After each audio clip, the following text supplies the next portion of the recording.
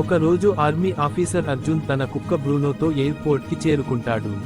తనకు 6 months duty posting ఉంది.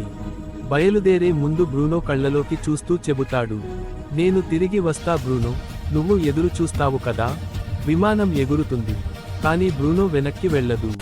అది ప్రతిరోజు ఎయిర్పోర్ట్ గేట్ వద్ద కూర్చుంటుంది.